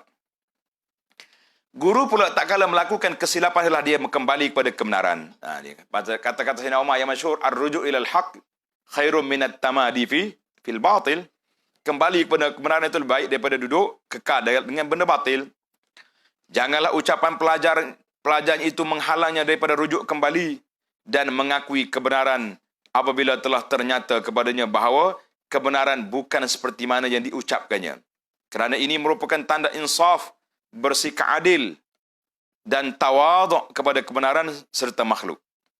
Antara nikmat Allah Ta'ala kepada seorang guru ialah apabila gurunya mendapati ada di kalangan pelajarnya yang mengingatkan kesilapannya dan menunjukkannya ke arah kebenaran. Kita kata Alhamdulillah ada di kalangan murid kita orang yang mampu memberi peringatan kepada kita, itu satu nikmat. Jadi kalau pelajar semua angguk belaka, jadi tak ada faedah banyak kita dapat. Betul tak? Jadi setengah pelajar ni, kadang-kadang guru dia angguk belaka, tapi belakang dia hentam juga. Ini itu tak jadi. Maksudnya kita bagi secara baik, secara perlahan-lahan. Wal muallim alaihi iza akhta. Tak baca lagi tak? Salah. Wal muallimu alaihi iza akhta an yarji'a ila shawab wa la yamna'uhu qawlun qalahu thumma bana lahu al-haqqu bi khilafihi an yuraji'a al-haqqa wa ya'tarifa bihi. فإن هذا علامة الإنصاف والتواضع للحق والخوف ومن نعمة الله على المعلم أن يجد تلاميذه من ينبهه على خطئه ويرشده إلى الصواب ولهذا كان من أعظم الواجبات على المعلمين والمفتين أن يتوقفوا عن الفتوى أو الجزم بها فيما لم يعلموا فهذا من علامات الدين والانصاف وضده من علامات الرياء والضعف في الدين بل هذا التوقف من التعليمات النافعة ليحصل به القدوة الحسنة. طيب. Kerana itu tengok dalam kitab. Antara kewajipan guru dan mufti, orang yang beri fatwa ialah menahan diri daripada memberi fatwa atau mengungkapkan secara pasti terhadap perkara yang mereka tidak ketahui secara pasti. Mana kalau kita tak yakin dengan jawapan ni, tak usah jawablah senang. Jawab wallahu alam lebih baik. Ni ramai orang ni. Dia hantar SMS, WhatsApp, tanya soalan. Bila kita baca tak nak jawab, kita pun senyap. Akhirnya dia tanya pula soalan yang kedua. Ni kenapa? Tak ada respon ni. Tak boleh jawab ke? Kita kata ada jawapan. Nak dengar ke? Dia kata nak. Wallahu alam. Marah lalu dia. Ustaz apa lagu ni? Kata itulah ustaz yang baik. Dan saya tak boleh jawab sebab kita tak ingat masalah tu. Daripada kita jawab, baik tak jawab. Betul tak? Orang tak jawab ni, tak boleh nak kata apa. Dia kata, saya dah tanya Ustaz Fulan tak jawab. Habis cerita. Tapi kalau saya tanya Ustaz Fulan, dia jawab salah, aib kita. Mana baik? Menjawab salah dengan tak jawab. Ya? Tapi tak standard lah tak jawab ni. Kan? Kena jawab juga ke mana pun. Pasal itulah dia kata, cerita sedingan. Ada seorang tu hilang barang. Dia hilang barang, dia pun doa. Ya Allah, jangan jadikan barang aku ni jatuh ke tangan fakir dan faqih. Faham ke tidak dia punya doa? Ya Allah, jangan jadikan barang aku ni jatuh ke tangan fakir, orang fakir Dan juga orang fakih. Orang tanya dia, orang fakih tu aku tahulah kalau dapat ke dia, mungkin dia perlu, dia ambil benda tu. Tapi yang fakih tu macam mana? Lain main. Dia kata yang fakih tu, kan dia pandai hujah tu hujah ni. Kaul tu kaul ni, tukar mazhab ni, akhir kali boleh dia juga barang tu. Itu yang nak cerita bahasa tu, moralnya tak boleh lah kita sebut lah itu tu, dah menjatuhkan kredibiliti tuan-tuan syekh kita. Tapi ada juga yang benarnya di situ. Sebab dia boleh tukar je. Mazhab dia boleh tukar. Sebab dia pandai. Jadi kalau tak tahu, jangan jawab. Ini merupakan antara tanda agama seseorang dan sikap insafnya. Insaf maknanya sikap keadilan dia tu. Dia sedar diri dia siapa. Menjanggahinya merupakan antara tanda riak dan lemah agama. Jadi kalau kita nak jawab juga, walaupun kita tak tahu, itu tanda orang itu lemah dari sudut agama. Dan tanda orang riak sebab dia tak mau mengaku. Tak mau mengaku. Ana waktu mula-mula orang panggil masuk dalam program tanyalah ustaz tu. Jadi ada orang kata, dia kata semua soalan mesti dijawab. Saya kata tidak, guru saya pesan soalan yang dia fahami jadi jawab. Yang tak faham tak jawab. Jadi ada orang kata kena jawab semua. Kalau tidak jatuh kredibiliti kita sebagai selebriti. Kata masya-Allah tabarakallah. Patut hati-hati nak jadi selebriti. Duri dia tengah jalan tu banyak, nah? Jadi menyanggahinya maknanya pergi jawab juga walaupun tak tahu, itu tanda orang riak. Mana dia takut orang kata, tak standard ni, tak boleh jawab. Kan? Dan lemah agama. Bahkan menahan diri daripada berfatwa ini merupakan antara bentuk pengajaran yang bermanfaat supaya dia menjadi sebuah teladan yang baik. Jadi adak guru, adak murid dengan guru dia supaya kita tidak menjatuhkan maruah dia. Kalau ada apa-apa yang perlu kita nak tegur, kita tegurlah dengan cara yang baik insya-Allah. Jadi kita masuk kepada bahagian yang ketiga, adab mushtarakah. Mana adab guru dengan murid sekali, dua-dua. Yang tadi dia bagi dua, adab guru mula-mula. Kemudian adab murid kan. Kemudian yang ketiga ni mushtarakah, adab yang bersama di antara dua kumpulan. Sila, fadal.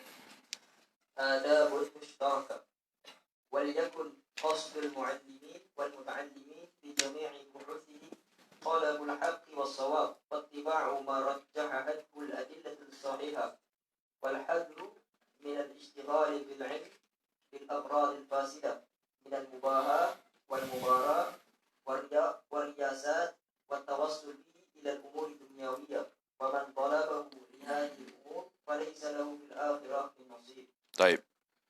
Ada-ada yang dikongsi bersama murid dengan guru. Hendaklah matlamat para guru dan penuntut ilmu dalam segala kajian. Hak kita duk kaji, kita belajar, kita research ni. Pembelajaran dan perbincangan mereka untuk tujuan mencari kebenaran dan mengikuti apa yang dirajihkan, dikuatkan oleh dalil yang sahih. Bukan kerana kita nak menang atau kalah. Betul tak? Jadi kalau kita kalah pun tak apa. Yang pentingnya, kita dapat maklumat yang sahih daripada orang lain. Hendaklah berhati-hati dari menyibukkan diri dengan ilmu atas tujuan matlamat yang menyeleweng. Seperti untuk bermegah-megah. Banyaklah hadis-hadis yang menyebut tentang itu kan. Siapa dia menuntut ilmu, sepatutnya kita menuntut kerana Allah Ta'ala, tapi dia menuntut ilmu kerana nak mencari kemegahan. Orang tu apa kata hadis? Lam yurih ra'ihatal jannah. Kan? Berdebat. Nak so jadi hebat kita ni. Ria, mencari-cari jawatan kepimpinan dan menjadikan ilmu sebagai umpan untuk mendapat habuan dunia. Nas'alullah salamata wal afiyah. Kita minta selamat. Oleh itu, sesiapa yang menuntut ilmu kerana matlamat ini, tidak ada bahagian untuknya di hari akhirat kelak, wal'iyazbillah. Orang ini di akhirat esok, tak ada lagi nasib, tidak ada bahagian dia, pahalanya tidak ada. Nah. ومن أعظم ما يتعين على أهل العلم من المعلمين والمتعلمين الاتصاف بما يدعو إليه العلم من الأخلاق الجميلة والتنزه عن الأخلاق الرذيلة فإنه أحق الناس بذلك لتميزهم بالعلم ولأنهم القدوة والناس مجبولون على الاقتداء بأهل العلم منهم ولأنه يتطرق إليه من الاعتراف ما لا يتطرق لغيره والعلم إذا عمل به ثبت ونمت بركته فروع العلم Faruhu. فروح العلم وحياته بالقيام به عملا وتخلقا وتعليما ونصحا وينبغي تعاهد محفوظات المتعلمين ومعلوماتهم بالإعادة والامتحان والحث على المذاكرة والمراجعة وتكرار الدروس الحاضرة السابقة. طيب.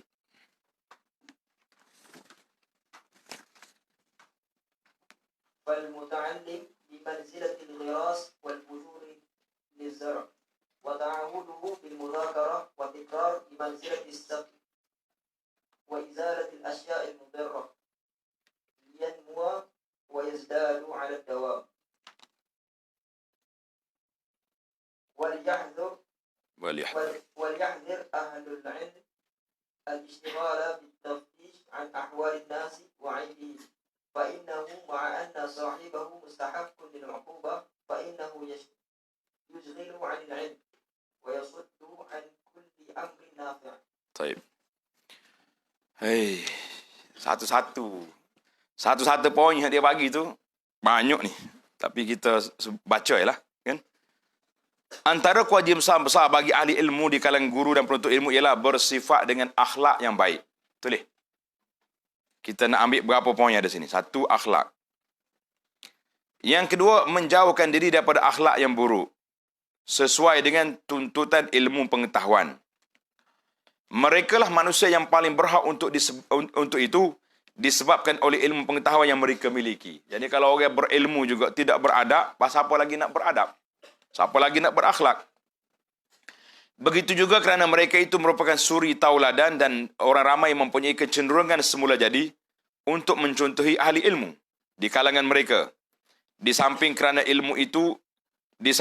ahli ilmu itu dibantah pada perkara yang tidak dibantah pada orang lain selain daripada mereka. Jadi, maknanya kalau kita ada ilmu ni, berhati-hatilah. Nak buat benda-benda yang pelik-pelik sebab orang akan ikut kita. Sebab tu hari ni bila timbul ustazah-ustazah kita yang comel-comel dalam TV kan, yang jangok-jangok tu, habis orang pakak berjangok. Kamu ni kata apa? Ustazah terpakai juga. Orang perdana hal ehwal Islam, angkat dia punya lengan, baru siku pun nampak. Tak pakai baju ketat sini contohnya. Sebenarnya tu aurat. Jadi macam mana kita, Masya Allah, tabarakallah. Kita baca dulu. Ilmu sekiranya diamalkan akan kekal dan keberkatannya akan bertambah. Ini jelas. Mana ilmu itu kena amal. Tulis tepi kita, dalam bahasa kita di pondok kata hayatul ilmi bil muzakarah. Makna ilmu itu akan hidup dengan kita bermuzakarah. Kita muzakarah, ilmu itu hidup, berkembang. Ruh dan kehidupan dapat dibangkitkan dengan mengamalkannya, berakhlak dengannya, mengajarkannya serta memberi nasihat kepada orang lain. Sebab itulah dia kata, sedekah ilmu bertambah. Betul tak? Kalau kita sedekah duit makin kurang, tapi pahala bertambah. Kan? Berbeza dengan ilmu. Ilmu tak akan kurang. Seharusnya bagi para penuntut ilmu untuk prihatin terhadap hafalan-hafalan mereka dengan cara mengulang, menguji peperiksaan, bermuzakarah, dan mengulang kaji pembelajaran terkini atau yang telah lepas. Jadi pelajar-pelajar ni memanglah, kita tak tahu zaman sekarang ni. Kalau dulu di pondok-pondok, dia panggil kumpulan muzakarah. Memang lepas ustaz ngajar ya, dia masuk puak dia baca balik. Kita nahu ke kita apa? Kepala mutalaah ni, muzakarah ni, biasanya orang ni orang hebat. Gilah mana-mana pun, dia akan dicari oleh orang. Sebab dia menguasai ilmu yang dia belajar. Jadi kita hari ni macam mana kita nak buat? Nah, paling tinggi pun dipanggil smart group. Study group. Study group. Lepas tu masuk grup WhatsApp pula. Punah habis. Itu cerita. Grup WhatsApp pula. Grup banyak mengaku. Kan mazhab WhatsApp kuat sekarang ni. Jadi kata Syekh, ini kerana proses pembelajaran diumpamakan seperti menanam benih. Kita tanam benih. Mengambil berat akalnya dengan cara muzakarah. Tanda. Tanam, ambil berat dengan cara muzakarah, dan ulangan umpama mengairinya. Baca molek tu. Mengairinya. Mana nak suruh tumbuh, kena tak air kan. Serta menghapuskan benda-benda yang memudaratkan agar benih itu sentiasa tumbuh membesar. Maknanya kita belajar, kena ada muzakarah, kena ada ulang kaji. Kalau tak faham, kena tanya. Hendaklah ahli ilmu berjaga-jaga agar tidak menyibukkan diri dengan mencari-cari aib. Tanda, letak bintang di sini. Tetapi ni, mana hak ni kena besar, kena tulis, letak di kepala tidur masing-masing. Ahli ilmu berjaga-jaga agar tidak menyibukkan diri dengan mencari-cari aib orang lain. Ini kerana sikap ini akan mengakibatkan ahli ilmu leka daripada menuntut ilmu dan terhalang daripada setiap kebaikan, hatta walaupun orang itu yang punya aib tersebut berhak dijatuhkan hukuman. Jadi tak usah. Kalau kita baca dalam kitab sejarah, seorang tokoh ulama yang warak dalam dunia warak ni, nama dia Muhammad bin Sirin. Tulis nama dia. Muhammad bin Sirin, kata di para ulama, ayatun fil warak. Seorang tokoh dalam bab warak. Akhirnya, kerana kewarakan dia ni, dia telah masuk penjara. Sebab apa dia masuk penjara? Bukan kerana dia menipu orang, bukan kerana dia pukul orang, bukan kerana dia kainak orang. Dia masuk penjara dengan sebab dia muflis. Dia berniaga. Tiba-tiba barang yang dia beli, dia ragu. Syak. Bersih ke tak bersih? Jadi, orang warak dia tak akan jual. Kalau orang tak warak, lantak je lah. Asalkan boleh fulus, kan? Bila dia tak jual barang dia, menyebab nak hantar balik tak boleh, nak jual tak boleh, maka dia muflis. Dia masuk penjara. Orang tanya dia, Syekh Muhammad, apakah sebab kau masuk penjara? Dia kata, ya akhi, 30 tahun yang lepas, pernah aku kata kepada seorang, ya muflis. Sekarang ni, selepas 30 tahun, Allah masuk aku dalam penjara dengan sebab muflis. Masya Allah, tabarakallah. Kita hari ni, kita tak rasa apa-apa. Ya. Kata di para ahli bahasa, kata, ma li jurhin bimayyitin ilam. Cuba tulis. Ma li jurhin bimayyitin ilam. Mana orang mati tu, kalau kena toreh dengan pisau, sakit tak sakit dia? Mungkin dekat mayat, mengkoreh dia. Aduh, bunyi. Nah, kita tengah mandi mayat, kita masuk air dalam hidung banyak sikit. Ya, lemah aku. Lagi tak ada siap mandi mayat. Maknanya, oleh kerana kita ini tak terasa apa-apa, sebab mati dah perasaan kita. Muhammad bin Sirin, 30 tahun, ayatun fil wara', masuk penjara dengan sebab muflis. Rahimahullah ta'ala. Tengok, tanda betul-betul ni. Antara sebab seorang alim dan penuntut ilmu ialah memberi nasihat. Antara adab seorang alim dan penuntut ilmu, memberi nasihat. Belum baca lagi. Iqra. Wa min adabil mu'allim wal muta'allim an-nusх wa bast al-'ulum an-nafi'ah bihasab al-imkan. Hatta law ta'allama al-insanu mas'alatan wa bastaha wa bahatha biha ma'a man yattasi'u bihi kana dhalika min barakati al-'ilm wa khairi. ومن شح بعلمه مات علمه قبل أن يموت. ما شاء الله. كما أن من بث علمه كان له حياة ثانية وجازاه الله من جنس عمله. ومن أهم ما يتعين على أهل العلم السعي في جمع كلمته وتأليف القلوب، لأن هذا من أوجب الواجبات، وخصوصا على أهل العلم الذي بهم الأسوة، وبه يحصل خير كثير ويندفع شر كبير. والحذر من الحسد لأحد من أهل العلم فإنه يأكل الحسنات كما تأكل النار الحطب، وهو مناف للنصيحة التي يدي. والله أعلم. Baik. Antara adab seorang alim dan penuntut ilmu ialah memberi nasihat. Jadi kerja kita beri nasihat kepada orang dan menyebarkan ilmu-ilmu yang bermanfaat setakat yang mereka mampu. Jadi kita baiklah. Kita mampu setakat mana? Sehingga kan kalau seorang insan itu mempelajari sesuatu perkara, lalu dia menyebarkan serta berbincang mengenainya dengan orang yang dia jumpa atau berkomunikasi, itu merupakan tanda keberkatan dan kebaikan ilmu tersebut. Tengok Tuan Syekh kata, sesiapa yang bakhil dengan ilmunya, ilmu dia ada, dia tak nak sampai kepada orang, tak nak ajar orang. Asyik duduk tawaduk lebih-lebih. Bagi tazkirah sikit. Oh, saya tawaduk. Betul kau tawaduk lagu tu? Ini anda jumpa sekumpulan pelajar. Pelajar-pelajar di peringkat universiti. Yang nak tamat dah, nak takharruj berapa lama. Bila kita tanya dia, apa perancangan entah? Dia kata apa? Gitu-gitu ya. Mengembara beribu kilometer.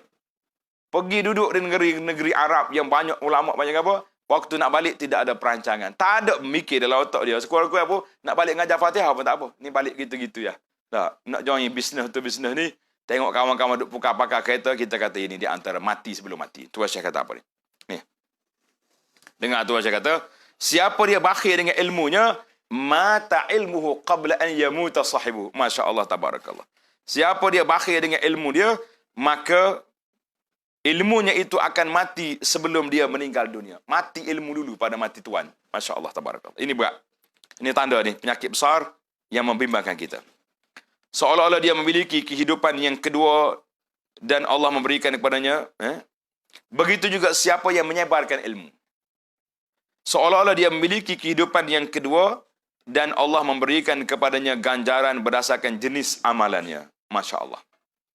Seharusnya bagi ahli ilmu agar berusaha untuk menyatu padukan sesama mereka. Kita kena buat jam'ul kalimah. Jangan duduk kelahi buat kelompok tu kelompok ni. Tak salah. Payuh sangat nak hidup atas dunia ni kan. Dan mengharmonikan jantung hati mereka. Kita harmonikan perasaan kita ni. Jangan duduk goris perasaan orang. Hal ini kerana dua perbuatan itu tadi antara kewajipan yang tertinggi, khususnya ke atas ahli ilmu yang mana mereka merupakan tauladan. Kalau ustaz ni duk balah, habis orang bohong macam mana? Sebagaimana kata di ahli-ahli syair, dia kata iza kana rabbul baiti bid-dufi dhariban fasimatu ahli al-baiti ar-raqsu. Kalau mu tengok tuan rumah tu duk pukul gendang, orang dalam rumah dia duduk menari, begitulah keadaan. Nah, jadi pasal itulah kita orang ahli ilmu jangan duduk main benda pelik-pelik. Nah, orang-orang ni sebab nampak begitu. Jadi kalau ahli ilmu duduk kelahi, orang lain pun boleh tumpah sama. Ni tak tahan kadang-kadang ustaz tu relax je, anak murid pula derah. Membela solidariti guru kami. Pula. Penat solidariti ni pun dah. Penat. Sekiranya kewajipan itu dipenuhi, kebaikan yang banyak akan terhasil dan keburukan yang besar akan tertolak. Ahli ilmu juga mestilah berjaga-jaga agar tidak mempunyai hasad dengki terhadap salah seorang antara mereka, kerana hasad itu memakan kebaikan-kebaikan seperti mana api memakan kayu, dan ianya menafikan nasihat yang merupakan agama Islam itu ad-dinu an-nasihah wallahu a'lam. Jadi kalau lain kali kalau 50 muka surat, jangan bagi 1 jam. Paling kurang 4 jam baru kita habis. Tu kita baca pun 1 jam setengah dah. Nah, Masya Allah tabarakallah. Jadi sekali tak nak hurai panjang, sekarang ni kita buka kepada perbincangan. Dipersilakan. Kalau ada soalan-soalan, boleh tanya.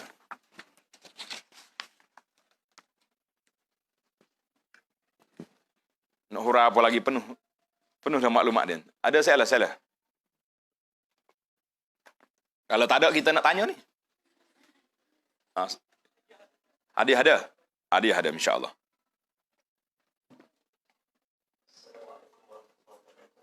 Salam. Yang pertama sekali, peraturan mesyuarat. Peraturan seminar. Penganjur boleh tanya ke tak?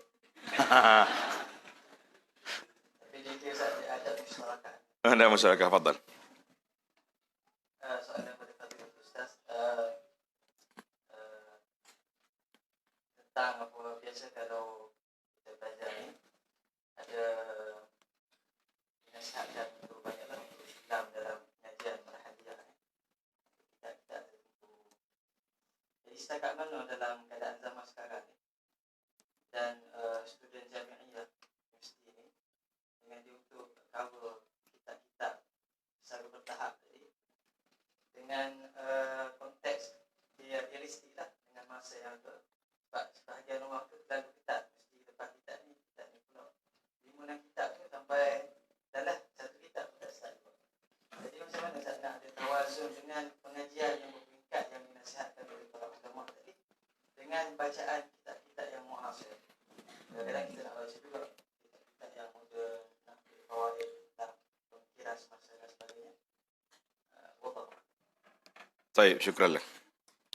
Kita kena tengok, ada kitab berbentuk talaqi, ada berbentuk qiraah ataupun mutala'ah. Macam kitab-kitab ilmiah, contoh yang saya sebut tadi kitab fiqh. Macam kitab, apa yang kita panggil tadi? Minhajul Talibin, Imam Nawawi. Jadi kitab seperti ini kita perlu talaqi. Baca satu-satu yang kita boleh memahami daripada kulit ke kulit. Qala al-musannifun Nawawi rahimahullah ta'ala kan, sampai kepada wallahu alam. Itu perlu. Kemudian kita nahu macam tu juga. Kita ambil qatrun nada contohnya. Ataupun kita syuzur. Kita apa lagi? Mana kita belajar satu-satu. Sekurang-kurangnya, kita ada satu ilmu yang penuh di dada, kata orang. Adapun kita nak baca kitab lain, contohnya kitab-kitab tentang cerita semasa, pemikiran-pemikiran semasa, ataupun fatwa-fatwa yang semasa kita nak tengok sekarang ni bila mari bulan Ramadan, apa patut yang kita baca, itu boleh je kita baca. Tapi maksud dia ni, maksud dalam ilmu ni, ta'silul ilmi.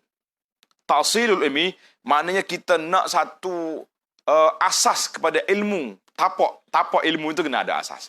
Jadi, paling tidak, baru ni anda pergi ke satu pondok di pesantren di Indonesia, nama dia Nurul Huda di Bogor. Kita pergi, dia tunjuk silibus dia, 50 buah kitab talaki. 50 buah kitab. Khatam kulit ke kulit. Berapa tahun? 9 tahun. Daripada tahun 1 sampai tahun 6, diajar. Diajar. Maknanya, ustaz akan ngajar. Masuk tahun 7, dipukul. Faham dipukul? Maknanya, pelajar akan baca kitab, tuan guru pegang rotan. Salah bagi atas bawah, pok kena. Tengok. Nahu dia mantap sungguh. Saya tengok, Masya Allah, kagum kita. Tahun yang ke-9 bila sudah tamat, kamu jangan bimbang, jangan fikir-fikir. Bapak sudah aturkan ini dengan ini. Dia siap dah atur. Mana orang ni akan kahwin dengan dia ni. Masya Allah, tabarakallah. Jadi dia tak mikir SMS, tak mikir WhatsApp, tak payah dah. Coba bila diaturkan tu, tinggal lagi kamu istikharah ya. Nak ke tak nak? Kalau tak nak, kita cakap lain pula. Maknanya, sampai begitu dia punya susunan, orang ni layak dengan orang ni patut dengan orang ni. Masya Allah, tabarakallah. Ini sistemnya dia buat di pesantren di Nurul. 50 buah kitab, dia khatam. InsyaAllah kalau kita ada sistem kita hari ni boleh. Yang pentingnya, kitab-kitab yang asas, orang panggil ta'silul ilmi, tak? Boleh lah. Anda rasa senarai ada dengan Ustaz. Ustaz masih ada senarai dia, usul fiqh nak baca dengan mula apa, fiqh, nahwu, hadis. Jadi kita mula, insyaAllah, sambil-sambil kita kekangan masa yang kita ada di universiti ni memanglah 4 tahun ni satu masa yang cukup orang panggil dahsyat lah kalau kita belajar kan. Tapi kalau kita relax pun boleh juga kan. Tengok. Baik, soalan seterusnya silakan. Kumpulan 1, 2, 3, 4. Sila. Ni nak tanya dah ni. Sila.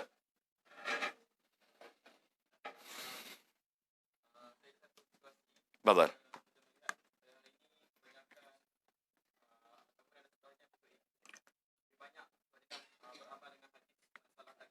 Ya.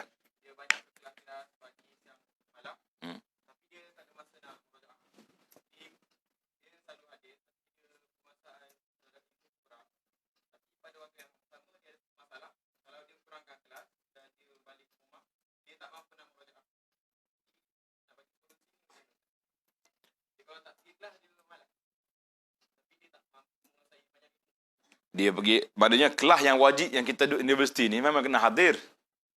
Tak boleh kata saya tak boleh pergi dah sebab nak talaki, tak boleh. Sebab itu yang wajib kan. Cuma ya tafawat.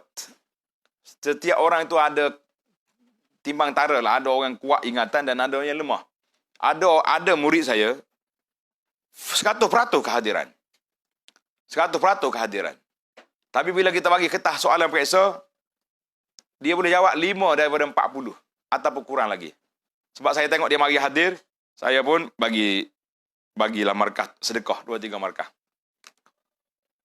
Bila dapat keputusan periksa, dia pergi dakwa kita ke pihak universiti. Dia kata ustaz ni tak adil buat dengan dia. Dia tak pernah ponting. Terpaksalah ketah periksa dia dibuka balik. Bagi ustaz lain tolong cek. Takut kita tak adil buat nanya ke budak. Bila ustaz tu periksa balik, dia telefon dengan Syekh. Ya Abang Anas. Kenapa? Macam mana hantar bagi markah ke budak ni? Kita kata, apa?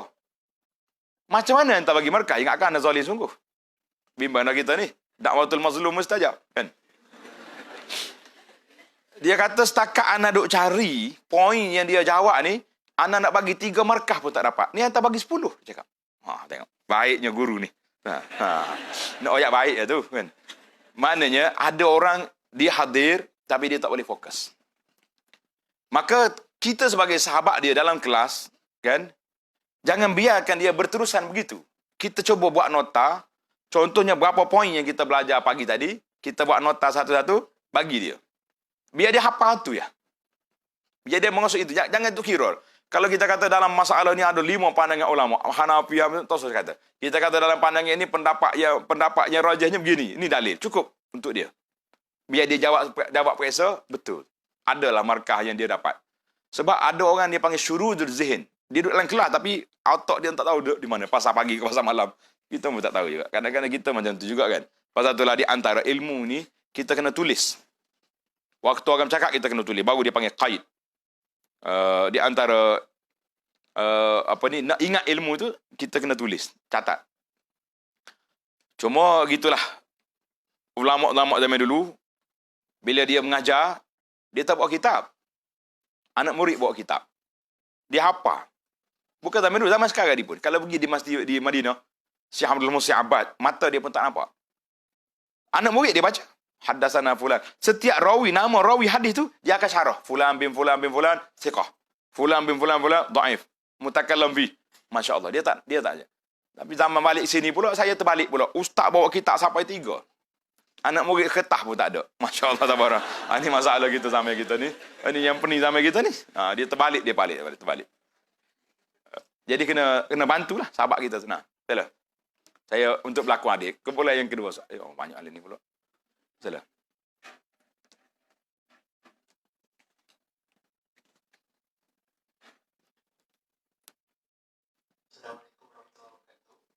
Assalamualaikum.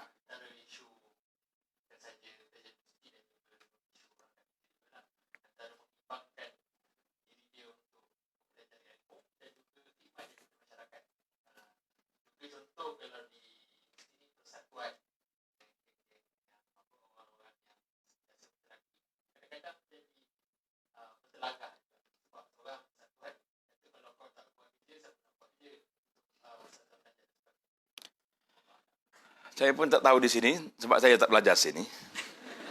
Tapi pengalaman duduk di Universiti Madinah lah.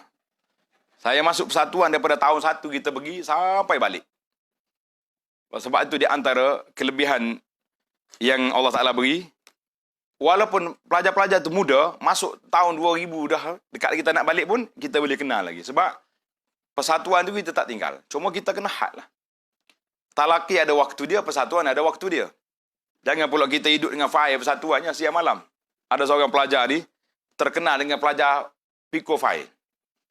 Masuk tandah bawa file lagi, file persatuan. Punyalah dia punya ta'ak pada persatuan terlebih pada apa. Tapi kalau tanya satu kitab pun tak dapat. Kita kata lah. Kerana itu kawan-kawan jangan buat nanya kepada kawan. Kalau kita tengok dia ni sangat lemah dalam pelajaran, jangan banyakkan dia dalam persatuan. Bawa dia, hari-hari cuti, bawa dia. Sebab dia minat. Kadang-kadang orang lagi, dia tak minat baca, tapi dia minat buat kerja.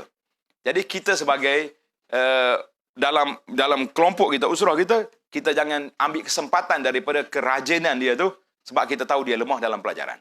Jadi kita kena bagi-bagi tugas. Kita kata hantar, mari, talaki yang tak kena ambil kita ni dan waktu persatuan, hari hujung minggu contohnya, tak ada kelas, kita bawa dia supaya dia tidak boring. Jadi dua-dua tu ada manfaat belaka.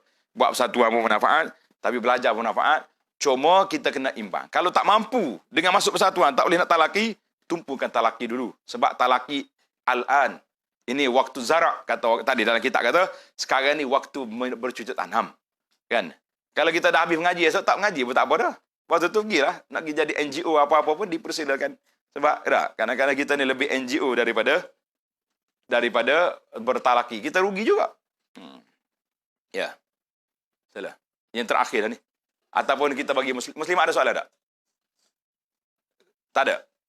Kalau tak ada, alhamdulillah kita bagi yang terakhir sebab waktu yang diperuntukkan sehingga 1.30. Kita ni di antara orang yang taat kepada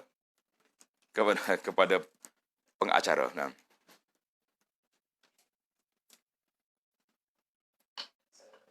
Assalamualaikum warahmatullahi wabarakatuh.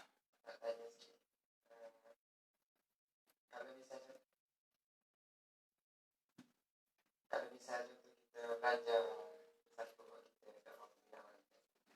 Jadi dah ada contohnya macam mana belajar engineering, tapi ada minat lebih ke agama. Jadi kalau kita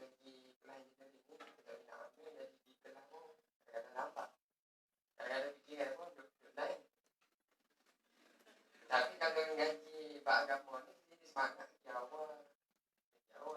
Tapi kita nyatu lebih. Katanya ni kan nak jaga adat tu ada benda kita kurang faham. Baik, terima kasih. Sekarang ni kita kena pupukkan minat kita kepada pelajaran yang kita dah ambil. Nak undur balik, tak jadi engineer, tak boleh dah. Kita masuk dah tahun berapa dah ni? Tahun 2, 3 dah.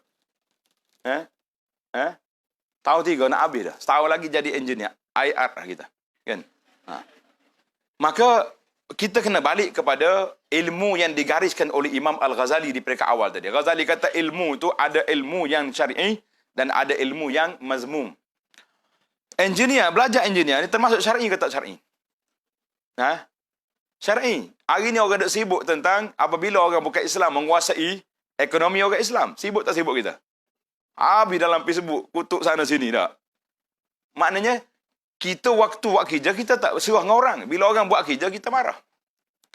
Jadi menjadi tanggungjawab kepada kita hari ni, dalam fardu kifayah, anda kena letak situ, bahawa aku menjadi engineer ni fardu kifayah. Supaya takkanlah kita nak masjid pasal orang bukan Islam, nak mari buku. Dengan seluar pendek je mari. Nasib baik tak buat anjing je mari. Tak kita marah pula, apek ni pakai seluar pendek baru ke masjid. Dah, engkau buat sendirilah, pakai serban. Maksudnya, kepakaran yang kita tidak ada, hasil daripada kita lemah. Baik, kalau kita minat dalam ilmu talaqi tentang agama, tidak jadi masalah, dipersilakan, itu baik. Khairul dunia wal akhirah, Rabbana atina fi dunia hasanah, wa fil akhirati hasanah. Kedua-dua kita dapat.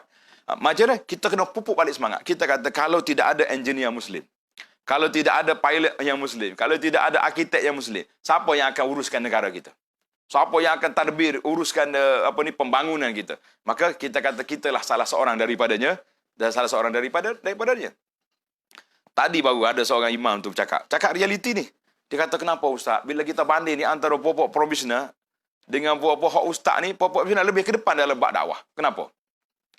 Oh, kita kata saya tak mengaku tu. Sebab saya rasa saya pun kuat juga dakwah ni kan nak kira tak? Jadi cuma yang kita memprofesionalkan orang ni sistem pengajian kita, ni kata game profesional, game ustaz. Jadi bila game ustaz down selalu. Betul orang buat cerita rakal, kalau kita naik perahu ramai-ramai, tiba-tiba kapten kata muatan perahu ni lebih. Seorang kena campak. Ada ustaz, doktor, engineer, ada pak imam dalam tu. Agak-agak siapa yang kena campak dulu? Ustaz dulu dia campak. Dia kata ustaz tak apa, dia tawakal tinggi, campak je. Jadi kita kena ingat ilmu kita balik kepada base tentang aqsamul ulum. Pembahagian ilmu itu penting kena ada. Pasal itulah kita dalam setiap orang ketika membahaskan hadis tentang wala yazal ta'ifatu min ummati zahirin 'alal haq, hadis Bukhari itu, Al-Imam Nawawi rahimahullah ta'ala ketika membahaskan hadis ini, dia kata orang yang menjadi penggerak agama itu bukan seorang. Bukan duduk di ustaz. Boleh jadi min atibba, boleh jadi minal muhandisin, boleh jadi minal muhaddisin. Semua orang ni nak jaga agama. Jadi kita kata Allah Ta'ala beri pada kita, kita jaga dari sudut ini. Orang ni jaga dari sudut ini. Jadi semua kita memberi peranan yang besar di dalam pembangunan agama dalam negara kita, insya-Allah Ta'ala. Jadi, masa kita sudah terhad. Sebenarnya saya boleh je sampai ke asar, tapi anak ada program satu lagi. Pukul 2.30 tengah hari ni. Kalau kata orang profesional lebih kuat pada ustaz, kita kata maaf, saya tak boleh terima. Cuma timbul soalan tadi. Soalan kita bagi zon 1, 2, 3, 4. Zon yang pertama. Cuba sebut seorang bangun bagi jawapan. Apakah adab al-muallim? Salah, fadal.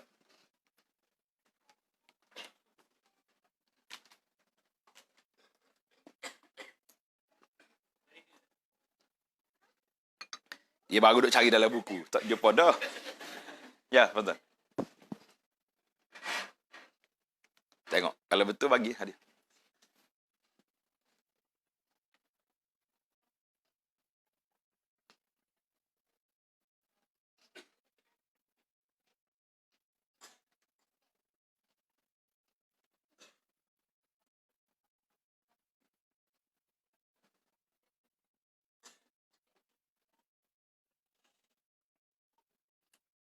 Macam mana?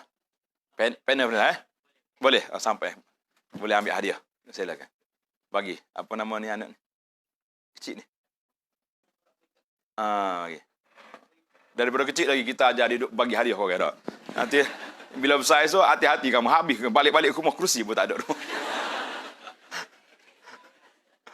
Baik. Zon yang kedua. Tadi kita adab al-muallim. Sekarang kita nak dengar adab muta'allim. Apa dia adab muta'allim? Silakan. Fadhal. Ya. Sikit teh. Banyak sikit. Biar je lah. Tak okey lah 1 jam setengah ni. 2 jawapan tu.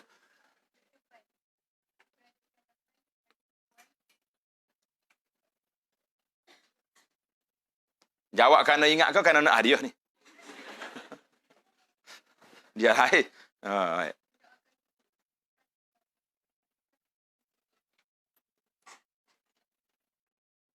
Bagaimana? Kurang. Dah kita serah kepada panel penilai. Boleh. Kalau boleh bagilah. Makbul. Dia ada makbul jahit jidan. Tak, jangan makbul jidan pun ada kan. Baik. Yang ketiga, adab yang bersama guru dengan murid. Silakan. Adab bersama guru dengan murid. Ni kumpulan 3. Cepat. Cukup. Ada dah hadiah.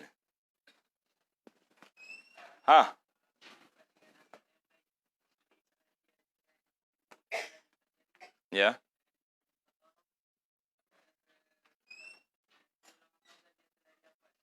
Ya.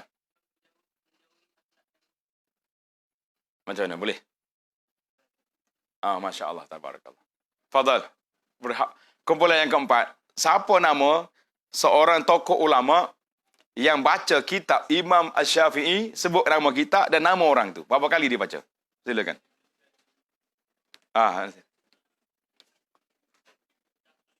Siapa dia dulu tadi? Sini dulu kan dulu. Ada 2 orang angkat tangan. Bagi dia hasil.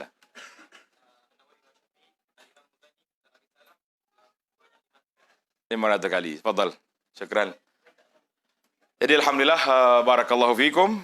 Terima kasihlah kepada semua dan minta maaf kerana tidak boleh berlama-lama di sini. Karena ada program. InsyaAllah kita akan program bersama dengan pelajar-pelajar di sini.